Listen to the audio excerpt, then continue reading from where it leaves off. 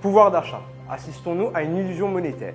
L'interview de Frédéric Van Tuyl, groupe CEO et chairman de Corian, ou encore les business files de la semaine. Bienvenue dans Actu Éco, votre rendez-vous économique hebdomadaire.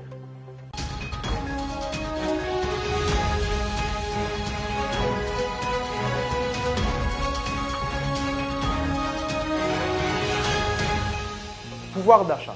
Sommes-nous sous le charme d'une illusion monétaire? Face à la cherté de la vie, l'État a décidé d'adopter un ensemble de mesures fortes pour rétablir le pouvoir d'achat. Mais cette stratégie budgétaire pourrait accentuer la tendance inflationniste. Retrouvez cette semaine les analyses de nos économistes, une interview de Rajiv Servan-Singh, directeur de la STC, et aussi les déclarations des opérateurs de la distribution. Le secteur financier a le potentiel de doubler sa taille dans les 5 prochaines années. Tels sont les propos de Frédéric Van Tuyl, groupe CEO et chairman de Corian. De passage à Maurice, il a accordé un entretien exclusif à la rédaction du Business Magazine. Il en a profité pour parler des performances du groupe, notamment de la résilience de sa filiale mauricienne. Le groupe CEO a ensuite abordé la thématique du positionnement du secteur Global Business vis-à-vis de l'Afrique, ainsi que de la mobilité du monde de la finance. La suite de son entretien est à retrouver en couverture. Les Business Files de cette semaine traitent sur la technologie.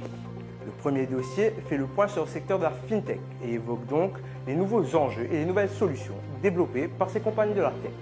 Le second dossier, quant à lui, porte sur les cyberattaques.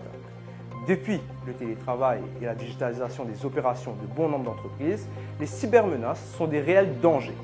Les experts du domaine font donc le point sur les solutions et les infrastructures mises en place pour contrer ce fléau.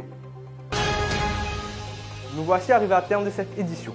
N'oubliez pas de nous retrouver sur notre site web www.business-magazine.mu, mais également sur nos pages Facebook, LinkedIn et YouTube Businessman.